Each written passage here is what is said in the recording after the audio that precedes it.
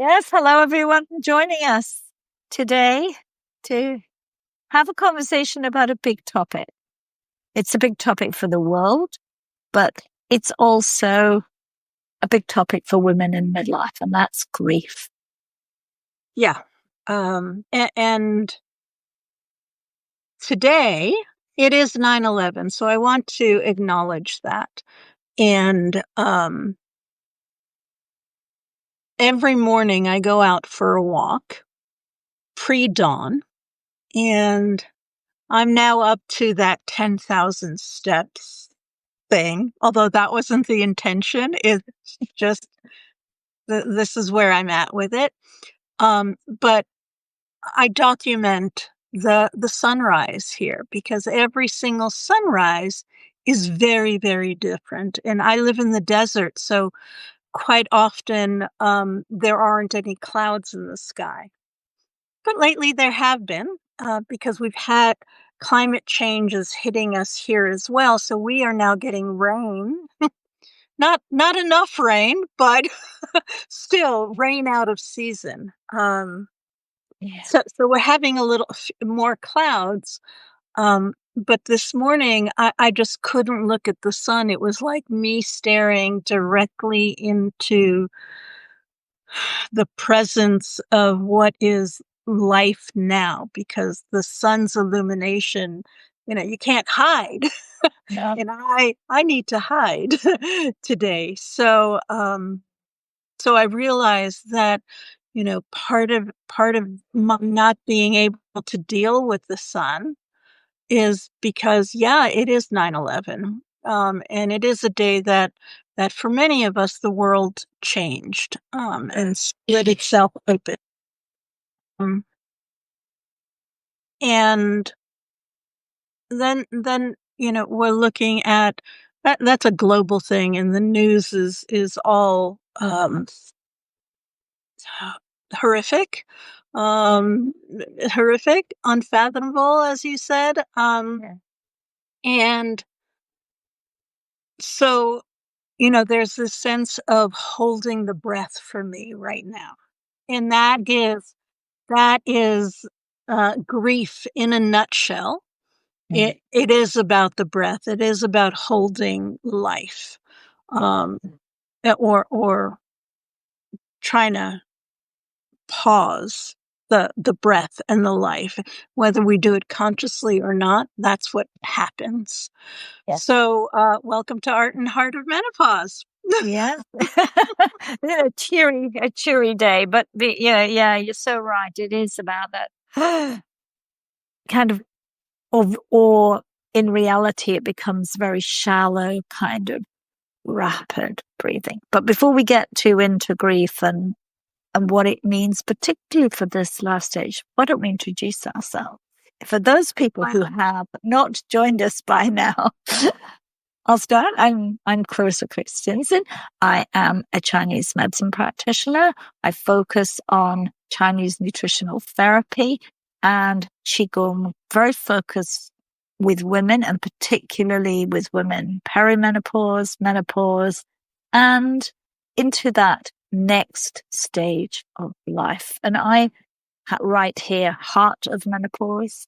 I'm very passionate, and I love working with Chitra here because we want to debate, share, open conversation about this time of life and bring into it knowledge and wisdom that has been around for thousands of years, written in Chinese texts for 3,000 years, but much older.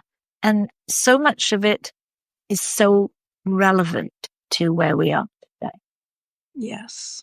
And my name is Chitra, and I am a doctor of Ayurveda. I specialize in women's health, specifically peri through post and beyond.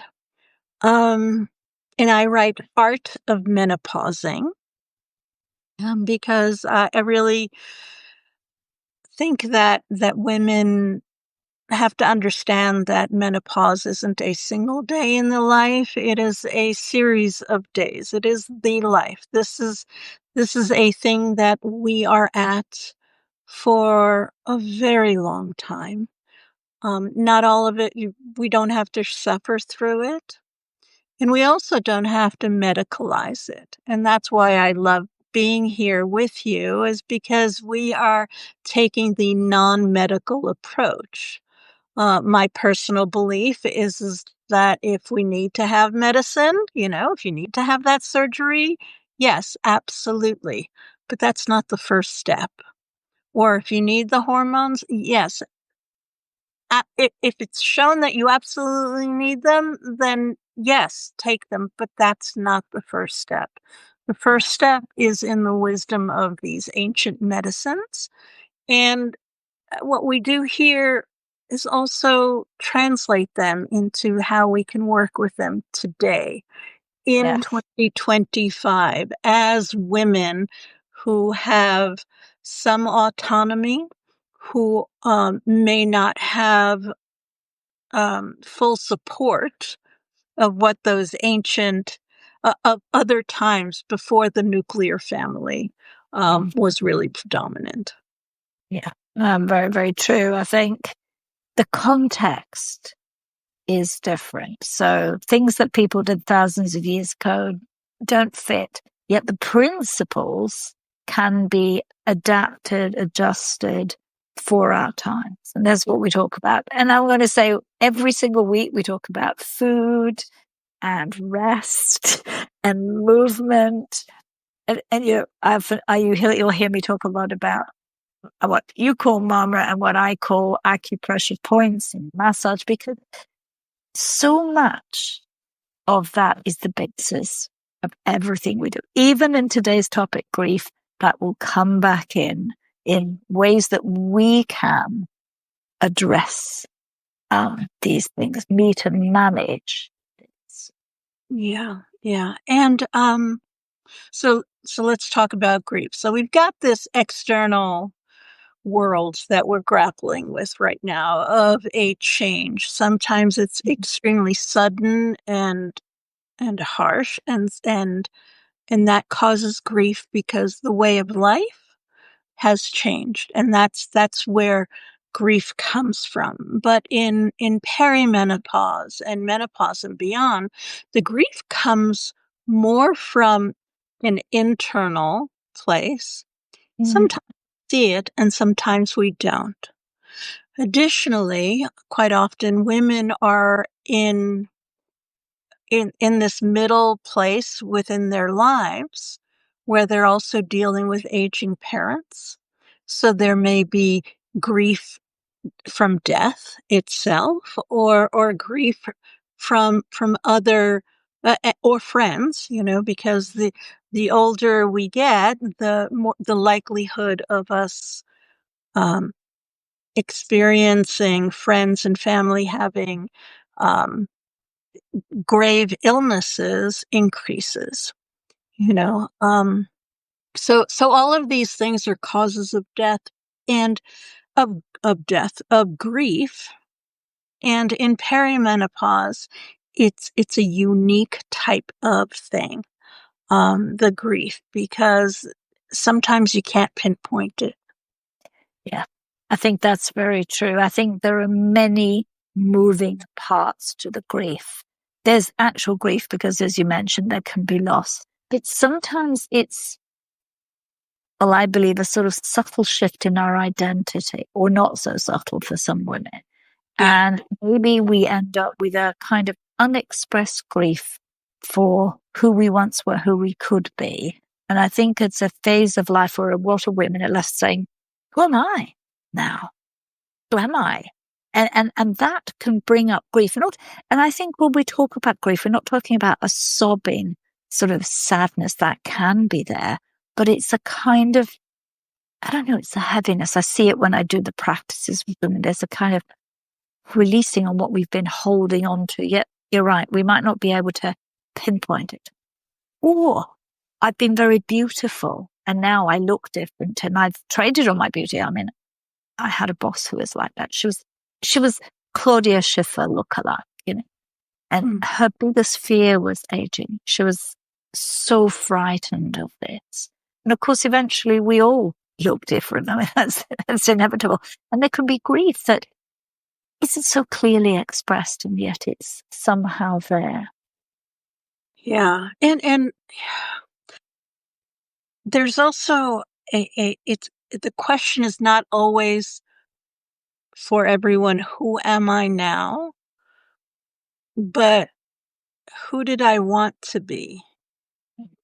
Or why aren't things the way I thought they should be? Oh, All of these questions of expectations of life, they all start hitting midlife, and men go through this too. It's not a hormonally based issue. It is a life issue. And in midlife and in menopause, the hormones do affect this. It does get affected because the estrogens sort of buffer. They're kind of a little happiness kind yeah, of thing. yeah, But still underneath it is that drum of life passing and changing. And depending on our relationship to that, whether you are successful or not, there is this little pang of grief that can show up. absolutely.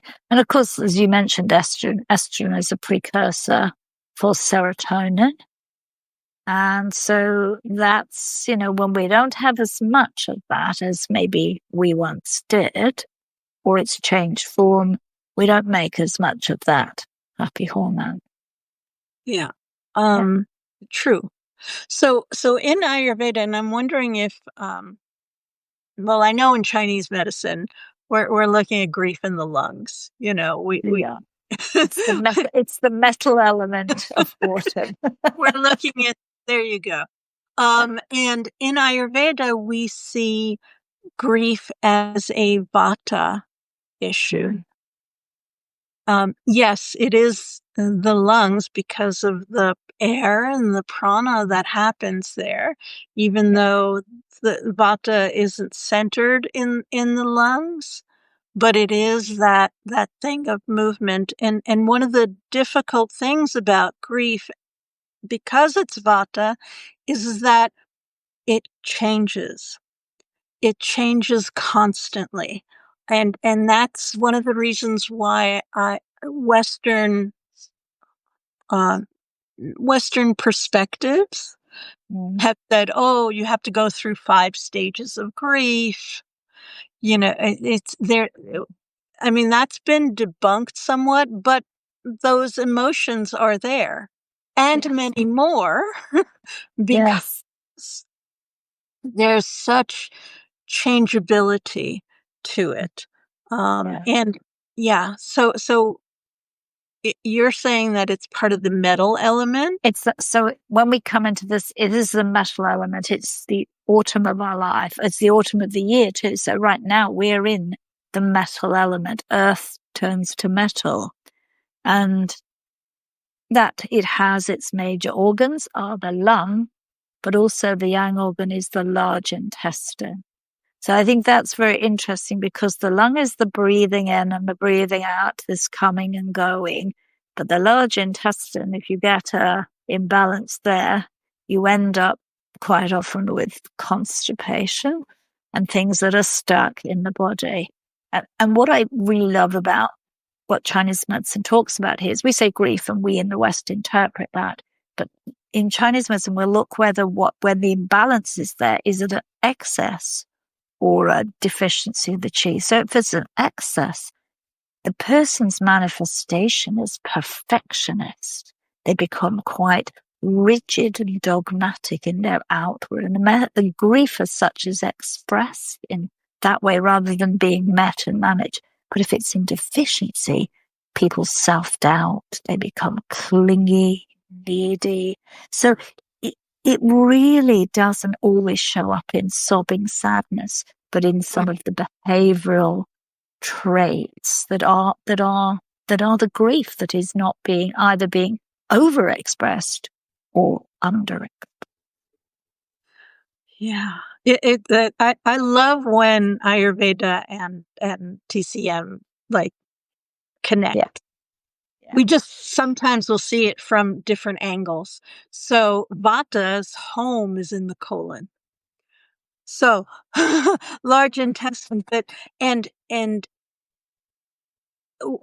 we're not necessarily looking at grief from an excess or a deficient perspective. We look and we're not necessarily looking at and kapha is in the lungs. We're not necessarily with grief. We're not necessarily looking at it from an excess of kapha or excess of vata or deficiency or anything like that. We're looking at it from a movement space and from a digestive space, because in between the lungs and the lower intestines lives pitta. And pitta is that fire element which transforms it. So the idea around grief is that it's constantly changing, because you can have grief from moment to moment, right? If you're looking into the past, you can have grief over the moment that just passed. Yes. If you're looking into the future, you can have grief over the moment that's ahead that's not being met quickly enough. Yes. Right? Yeah. So grief is constantly changing and moving. So what we're looking at is how well can we digest the experience itself? Yes. Yes. Right? And we're looking to. There are two ways to manage it. One is to support the system through sweetness and rest, right? That's one way. But the other way, if it's that really super depressive grief, right, where you're under your covers and you are just overwhelmed, then you want to add a little more spice, that fire element to it, right? So something a little to move it. So the idea is for it to move because it's going to be with us no matter what. Yeah, and that's exactly the same in the Chinese medicine. So the flavor, if we like, profile of the metal element is pungent and spicy.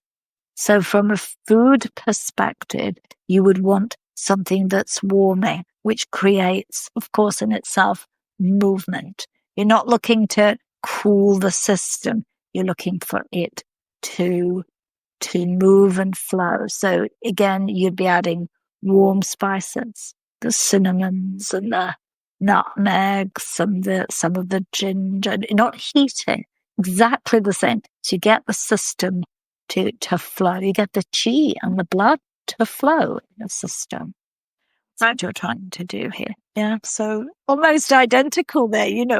Letting go of the trapped, the trapped chi, the chi that's sort of stuck. It just isn't moving. Even something like chili peppers, where it's super heating, can help. You automatically start tearing, right? And so that mechanical way of creating the tears for people who are ashamed of tears or cannot you can move it that way. It's not necessarily fully the recommended way, but you can if you wanted to.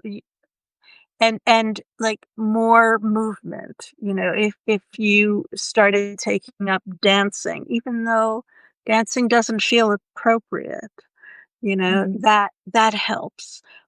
Things, and I'm not talking to just, we need to look at the grief. We need to understand it. It's not a matter of looking away and just filling your life with other activities. It's that this exists here, and our culture doesn't allow for grief. Even if there's a death in the family, I mean, this happened for me in my life. My husband passed. First year, friends were around.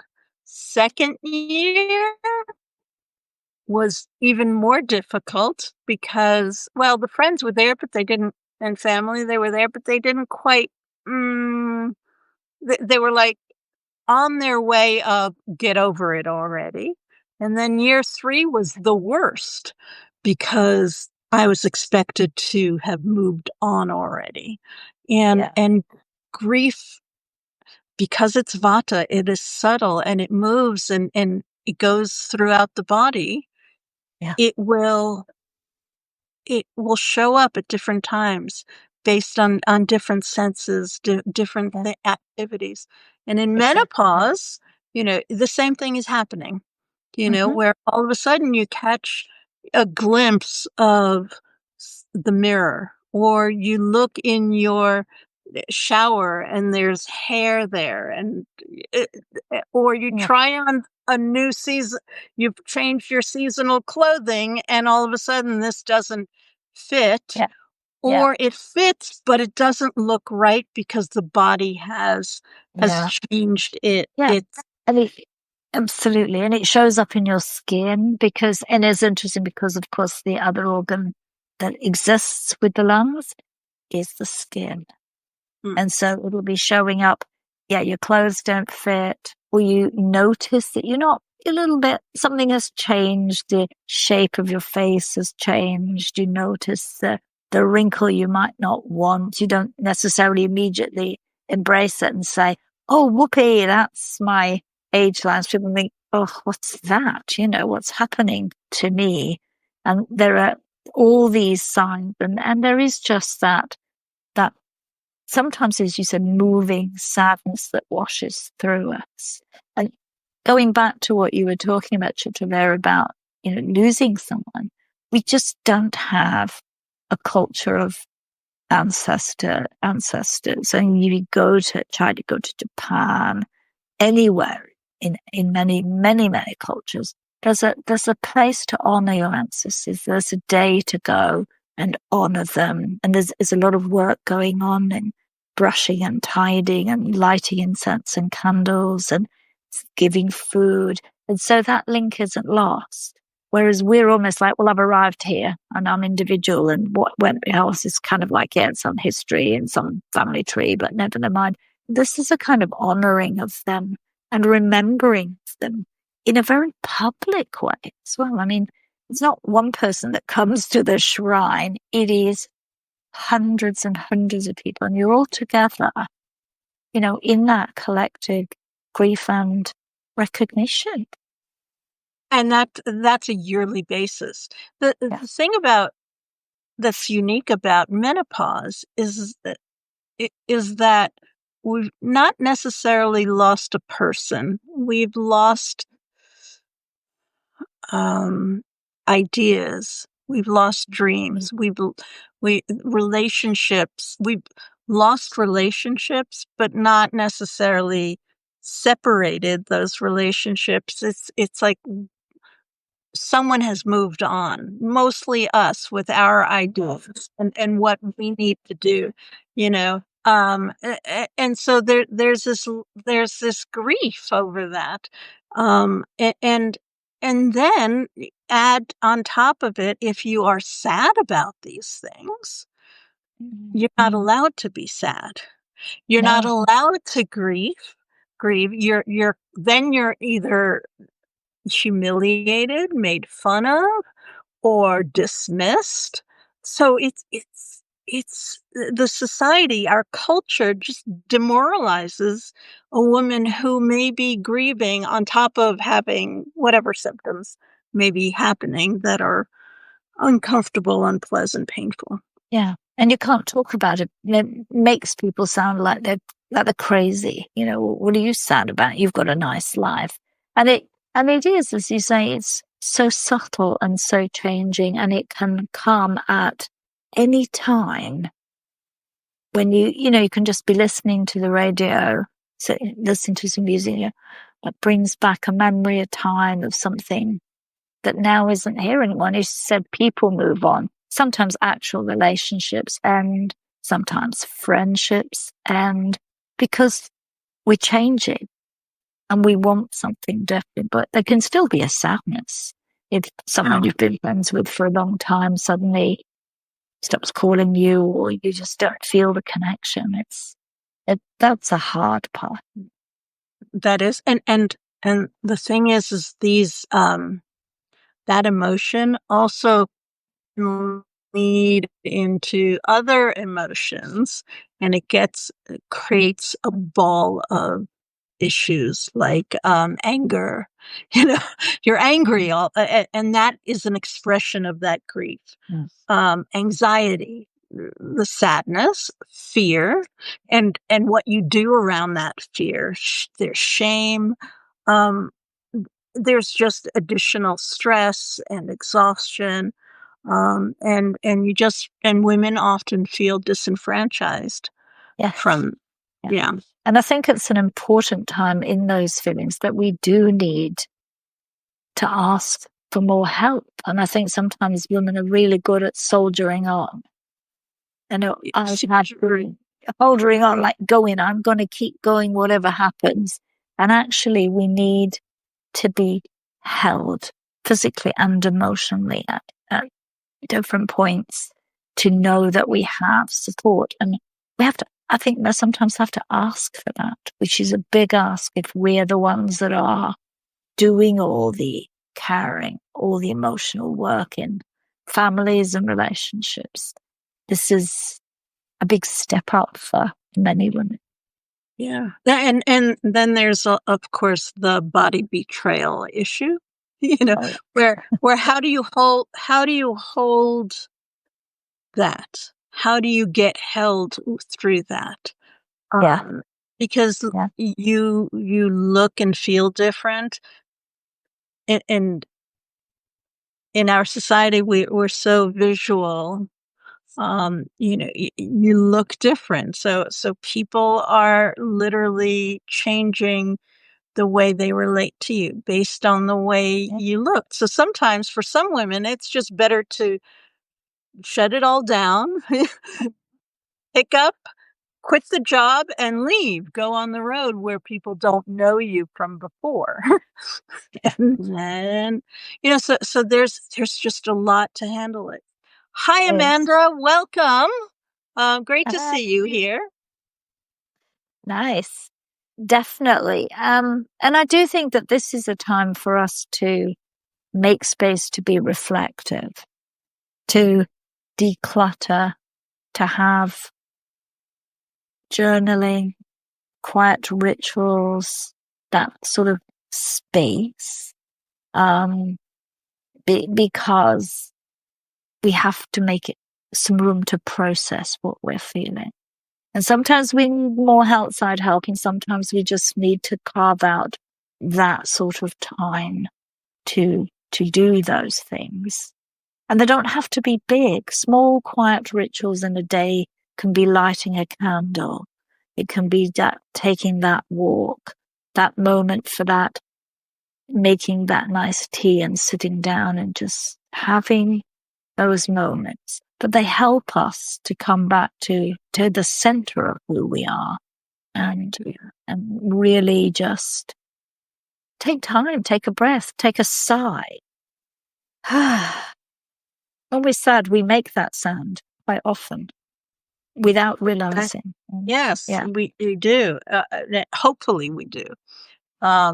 Because with grief, as we started, it's in the lungs, and sometimes we're just holding it in, and we are waiting, for what's next, or we don't realize that we're just holding it so that things stop changing, so that we don't feel. And unfortunately, that is not necessarily the most helpful way. And if you force yourself to breathe when it's not time, that doesn't work. And this is why there's no such thing as a one way to manage grief.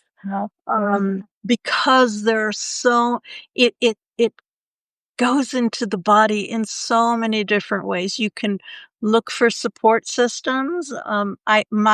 A lot of my suggestions around grief is because we don't know when it's going to show up during menopause, is to have a list of something somewhere so that when the time comes, you can you have a way of looking, oh, okay, I remember this.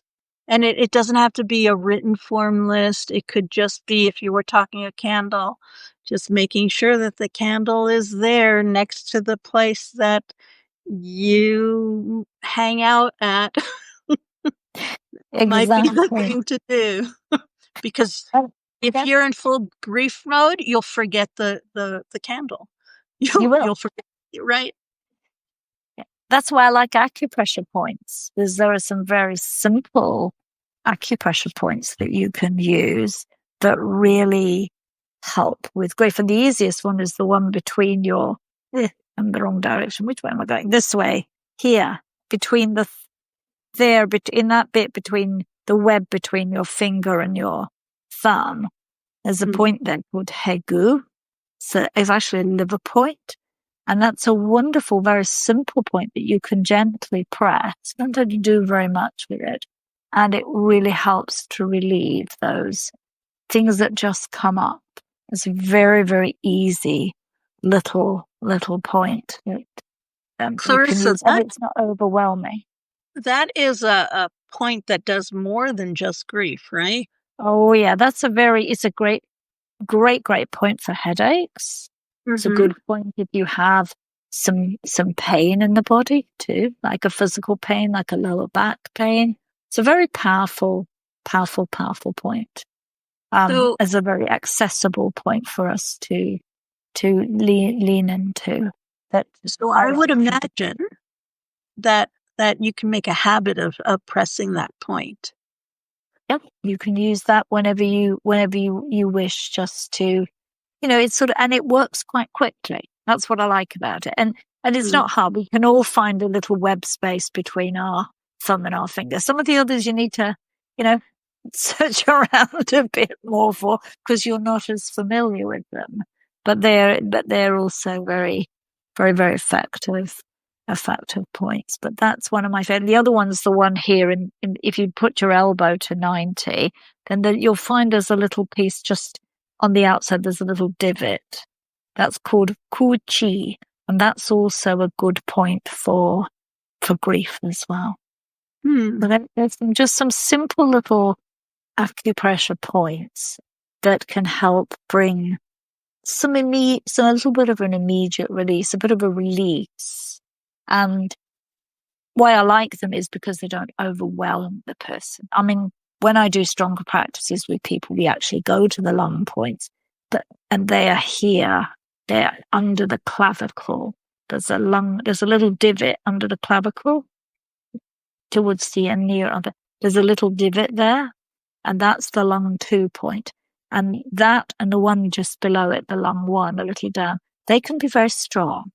They're very powerful points, but they can bring up emotions quite a lot. I notice a lot of women will start to cry and just feel a little overwhelmed. So I always act with caution there, because it might be just a little too much at this stage. Maybe you just want to warm the point and not actually stimulate it. Because what you're trying to do is stimulate it with the middle finger, which is linked to the heart, which is fire. And of course, fire melts metal. There's some wisdom here, but they are strong points. What I like about the web point is that you can do this anywhere. Oh, right? Absolutely. And it's completely socially acceptable. That you doing anything with the hands, while you're talking, while you're sitting, maybe while you're driving, but maybe depends how you're driving. but But you can do this and no one would know the difference, which is really a wonderful thing. Yeah. Yeah. So in Ayurveda, we're really looking at Vata for the most part, and prana and helping, or chi, and helping that move and getting that balance. Now, I noticed that you were saying, okay, so this one is very calming. These are calming, whereas these might be more stimulating. And you might need the more stimulating, right? You may, so we're always looking at that balance between how do we move things? How do we get that fire element with the proper temperature for you at whatever elevation you're at? So that's what we're looking, because the grief is so elusive, you know. And you may or may not be able to talk to someone about it. It's always a good thing to talk about it, but they may or may not be receptive, and then the grief shows up again. But when we're looking at it, we're looking to reduce Vata. We're looking to support Vata. So warm oil massage is like the number one thing. And as far as foods are concerned, we want to have easy to digest foods that are well spiced with all 6 flavors. And then you want to have it a little more towards the sweet, but if you need that sharp spicy, that might help move things depending on where you are on that spectrum. It's not even a spectrum, it's a hologram. Um, and then we have specific herbs that we will use for it, and I can go into it. A lot of the herbs are you can use an herb or essential oils that are very flowery in nature, because they're sweet. Flowery in nature are sweet. So typically you can do the lavenders, right? But lavender may or may not assist, depending on your connection to lavender. I had a grandmother who was abusive and used the lavender. Don't use lavender. So rose is a great one. So any of these flowery is nice to have. And then you may want to look at herbs that are demulcents. Licorice if you look at the Sanskrit translation of it means life-giving, which is, I know,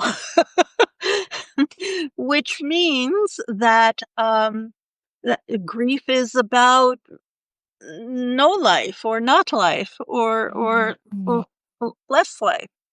And then there's one other herb, and then we can talk about the breathing exercises, because we have a bunch of those. The other herb that we use in general for women, there's an herb called Ashoka. In Ayurveda. And this one is a very gentle herb. It's not one of those that I wouldn't recommend to people without a consultation. But Ashoka, there's an interesting story about Ashoka. And if you know of the Ramayana, this is a story about Ram and Sita. They were husband and wife and lovers, and there was another king,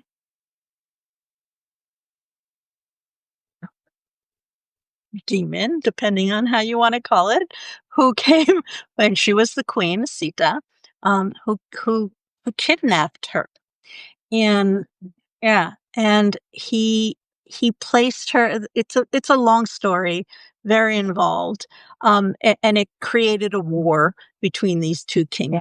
And some say that Ram is an incarnation of Vishnu, the preserving god, and Sita is one of the goddesses in form.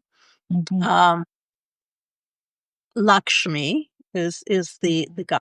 But anyhow, so she gets, and this story is coming up soon, the the holiday that goes along with it.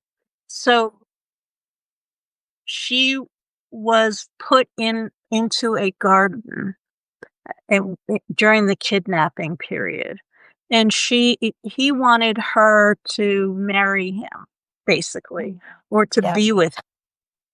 And she refused. She's like, "Excuse me, no, I didn't love, you know."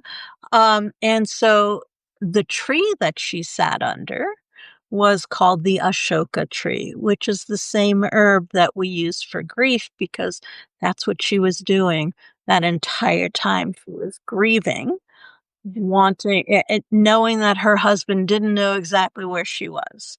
So we use the same tree today as an herb for grief. So a lot of our herbs have like really fascinating stories around it. A beautiful story. Beautiful story around grief. Yeah, that's amazing. In particular for women. In particular for women, of course, because she grieved under the Ashoka tree. Yeah. I love that. So I would assume that for any woman in perimenopause, that grief, this is a really excellent one. I mean, we can add some other herbs for the hormones as we spoke about, but Ashoka is the one. Beautiful. And we talked now a bit about the other side, which is how do we support it? And breath work. I mean, strengthening lung qi through breath work is central to Chinese medicine and to obviously the practice of Qigong. And breath is a big part of the yogic Ayurvedic tradition as well. And there are, I think, many different breathing exercises that we can do that can support. And that's where I think actually the Ayurvedic and the pranayamic type of breathings and other forms of breath work are probably a little bit more advanced than they are in the Chinese system. The Chinese system is a lot more about even nasal breathing. To be fair, we do a lot of that, and we don't have as many. I would say, having done a lot of yoga and pranayama, I don't feel that in the Taoist tradition they're quite as advanced. I mean, there are plenty of good breathing practices, but I definitely think that's where the Ayurvedic yogic tradition is particularly strong. Yeah. So there are 3 breathing techniques that I would recommend. Two of them are Kapalabhati, and the other one is Bhastrika. And both of these are very strong breathing techniques where it's like the bellows breath is Bhastrika. So what we're doing is we are moving the diaphragm. We are creating fire in the belly, moving the diaphragm as well, and which also moves the lower lungs, and it starts clearing out whatever congestion is happening, because grief is going to affect the lungs and congestion. So that's one. Those are two. They're 2 different ones. But if you're going to do them and you're not familiar with them, definitely get a teacher who does it. Look at the Himalayan Institute has some really good teachers who will teach on video how to do this. those, I recommend them, especially the old, because they're the older videos, not the newer ones, because older yoga has more of a combination of the spiritual elements of yoga, and the mindful elements rather than the active elements of it, which is what much of yoga has come down to, because it's so physical.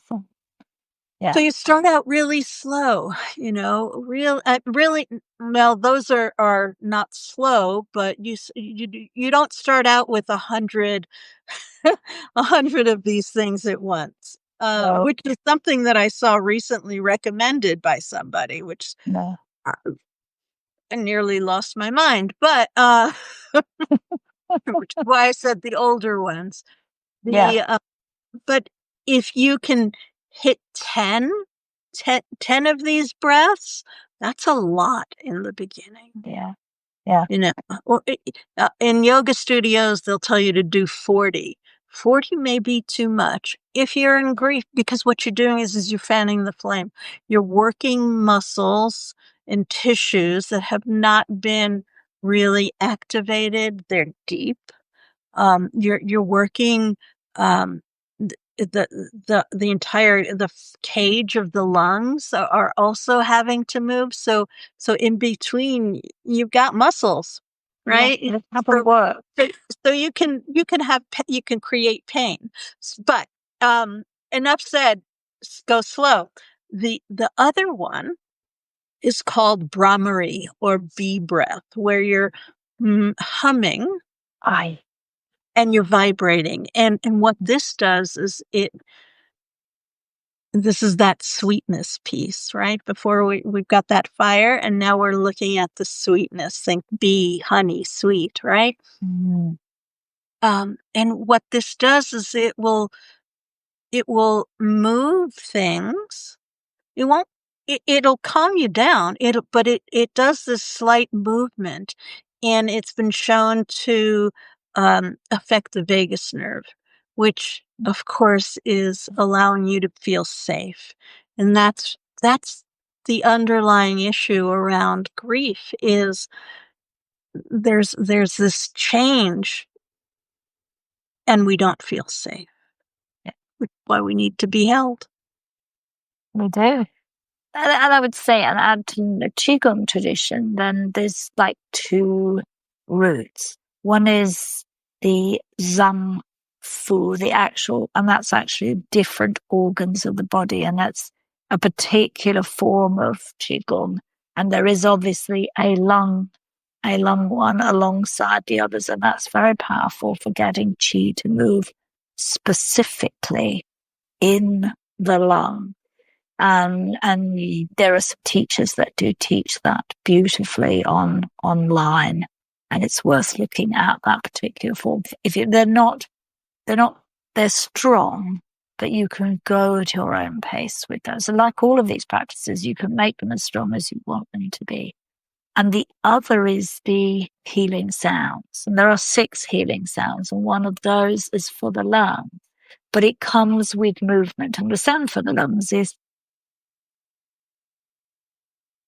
they're like air, and all the sounds of the organs are actually more like air sounds than a sound you generate. So you hiss like a snake for the lungs, and you make a particular series of flowing movements, and then you build visualization, and you visualize, you're feeling the emotion, let it go, and then you bring in, through visualization of color, the emotion, and the color of the lungs is white. So you're bringing in that sense of white and white light, if you like. So you're making movement, sound, and visualization together to help release the emotion of the lungs. And that's a very classic Qigong practice.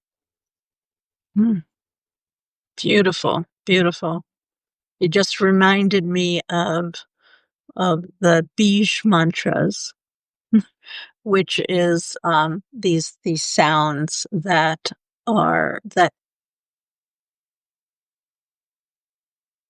sources.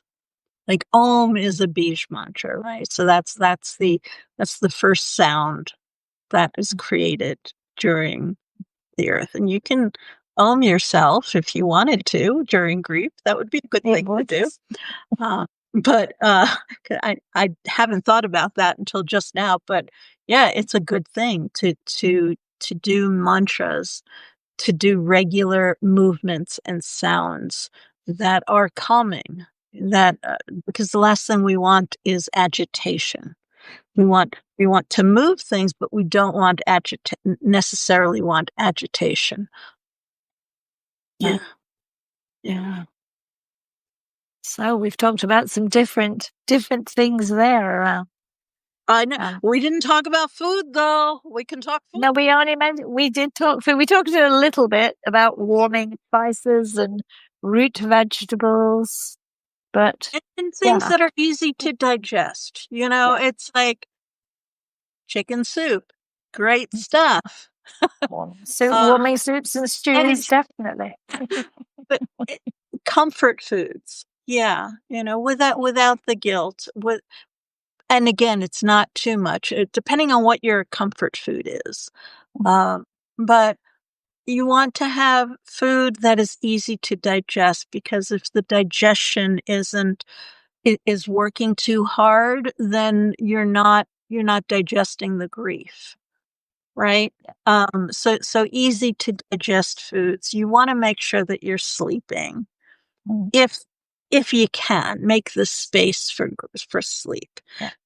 I don't want to say you must sleep, right? But it's more of a, allow for the sleep. And if the sleep doesn't come, that's the sleep doesn't come. But more than likely, if the sleep doesn't come and there's not a whole lot of other things going on, then maybe you might need some exercise, right? You may need, but don't do it before bed. Do it earlier in the day so that the body can adjust. Exactly. And the power of decluttering and physically moving emotional attachments in the form of physical things around you, or cleaning, or painting, doing creative work. All of these things are really wonderful for grief. They are. And decluttering, I think, in perimenopause is quite a big thing for us to do. We sometimes feel ready to do it at this stage of our life, ready to go there and really ask the question, did these things still serve me? Just beginning maybe to move away things that maybe have an emotional attachment that's not serving us anymore, as much as a physical, clear the junk, clear space. A clearer space is calmer space as well. Exactly. The only thing I would add on food is that because the color, as I said, it was white, often in Chinese food therapy, we will add white foods into the diet. It's the color of the metal element is white. So at this time of year, and it's funny because they come at this time of year, leeks and pears in the Northern Hemisphere are everywhere in my shops right now. So I'm loading up on those. And obviously in the Chinese tradition, it would be tofu. But, my warning there is, as we always say, organic, high quality tofu is fine in moderation. It's a food you can bring in, but definitely the pears and the leeks and similar white food is a big part of this time of year and good to eat for us. Yes. So with the white foods, I'm always the cautionary one. Only because I've worked in fields where there was a lot of communication with industries and food and nutrients, and I know the underhanded things that they do. Oh, yes. Unfortunately, like that conversation we had about soy and GMOs Yeah. and whatnot, Yeah. right? Um, Yeah. so white food, there is a caution on white food. And that's basically they can be overly processed, Okay. like white sugar, Yeah. you know, like certain white rices can be Oh, yeah. overly processed. Um, so just know that white foods are fine. All the rainbows of the color of the Yeah. of the earth food is fine. It's just the overly processed ones that we want to be careful of. Um, and I think that was all I had to say around the white food in terms Yeah. of, yeah. So the color of of vata is not white, but the color of kapha, which lives in the lungs, is white. The color of vata, yeah, I know. But we're dealing with vata, and the color of vata is blue or black. So that's the other thing when you were talking about skin. Uh-huh. The coloring of our skin changes because we're moving into vata time of life. So we Yeah. tend to, the skin turns a little grayer. And the reason why the color is gray or blue. So we're not necessarily supplementing with the color, although sometimes you can carry stones of the color that you need, that you Yeah. supplement, or wear the color itself. That's another way, because grief is not just physical, right? Um, so the black and the blue happens because or the grayness happens because of the lack of oxygen. So you'll see blueness, right? So we're looking to supplement that. So we're looking to create something else. Yeah. But the white foods, that's an interesting one. I'm going to have to look into it and see what that looks like. Ah, that was it. The white food and potato. So sometimes you're going to see white food as super starchy as well. Yeah. Uh, Yeah. the starches, and so I would caution against that. Yeah. The starchy, and the reason why, it's because when you have like a baked potato and you bake it, it becomes dry, and Yes. that's vata Yep. increasing, That's right? much increasing. Yeah. So I think more in the Chinese tradition, it's more the white vegetables, the white root vegetables, the leeks, pears, apples, and less is said about some of those starchy white foods that aren't part of it. Exactly, and that's the issue that I found with Ayurveda in terms of translating those foods into what Yeah. we eat now, is that we really do need to, because they will say, no, don't have white mushrooms, right? I'm looking for white things, Oh. right? Don't have mushrooms, period. Don't have Yeah. garlic, which is white, No. right? So those are not necessary. It's a cultural issue It is. sometimes, or it's a cultural, or it's an environment where those things simply weren't prevalent. Yeah. So I always err on the great, let's do white foods. Leeks are fabulous right now, Oh yeah. Yeah. Pears have been, I've just picked up some pears and they're beautiful. That kind of thing I would be saying. That's the kind of food you want to have in your diet because it should be, not necessarily, but it should be a wholesome food that you can enjoy at this time of year.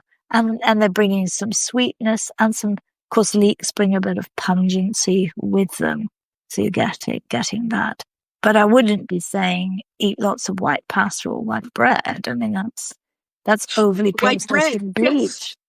White bread, no. Stevia. Yeah, Mm. right. Exactly. And that's kind of why these days I caution more on like eat the rainbow, eat Yeah. any color, Yes. but make sure that you're eating all six tastes. You know, Absolutely. That's the and same you here. do that, then you don't have to say this, not that, right? Yeah. Yeah. So eat all six tastes, know what they taste like. Yeah. Try them on your own. Don't look at a book or either one of us to figure out what they taste like, because many things will shift. And it's not necessarily the taste of the food, it's the you that's tasting it, prepare whether or not, Yeah. so that your system prepares the appropriate enzymes and digestive uh, uh All the five flavors in Chinese medicine should be present. It's just when we work with it therapeutically, we then move and dial up and down the scale. We tend not, and we certainly don't go to extremes of any of them. But if you are someone who has a lot of grief or you have something with your lungs, then we might slightly dial up the pungent, spicy element of the food. But it doesn't mean that it doesn't have the others in it. And we're really looking for local, seasonal, fresh food first and foremost, and as little or preferably no processed or ultra processed food in the diet. Exactly. And that's part of the translation from these ancient texts into modern world. We may not have access to the food yet. If we say a white food or or we may simply not know what's in season, what's not in season.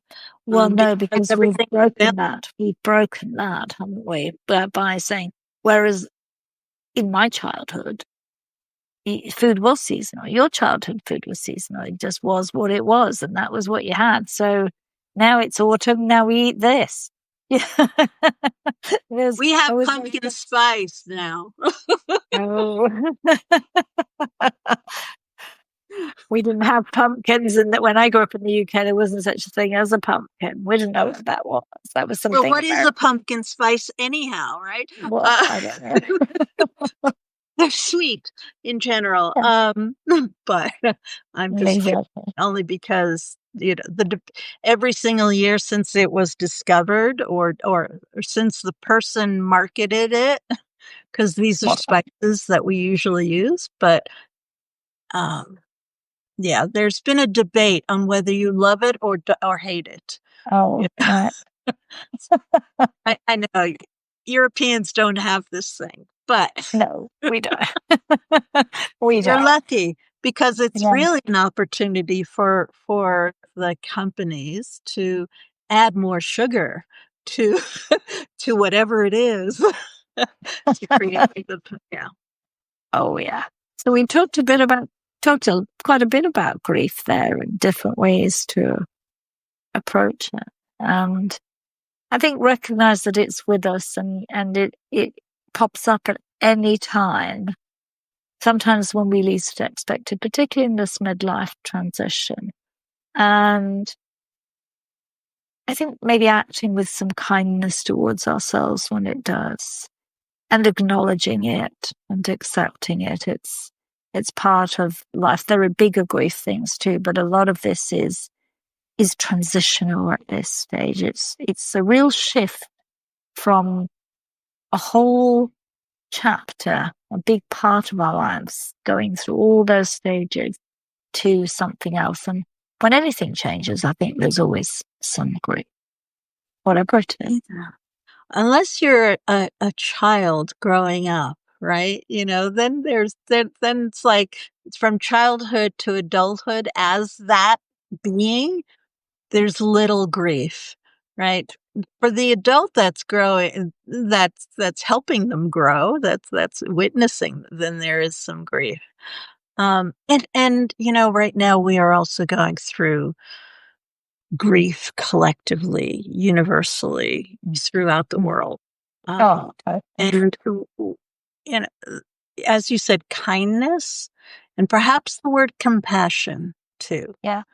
Because just as there are different ways grief shows up, there are different ways we're each going to react to the grief. And some of us, it's external, which is that anger, revenge, whatever, hatred. So that can happen for some, and for others, they're going inward and being and need space, and they're in overwhelm. So I think compassion is really key, because we never know when it's going to turn, because it will turn. It's vata, it's space, it's movement. Yeah, exactly. Yeah. Wow. Another week. Another week, indeed. Another week. We've got through another week.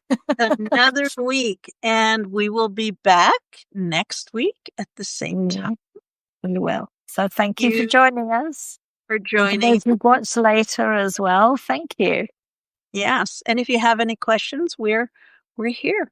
Or if you have any comments or suggestions on things that are happening for you, or ask for a friend, whatever, we're happy to either discuss it on Art and Heart of Menopause, or we'll respond privately. Yeah. Thank you so much. And if you have any ideas for things you'd like us to talk about, we'd love to hear that too. Yes. Thank you. All righty. Bye. Bye.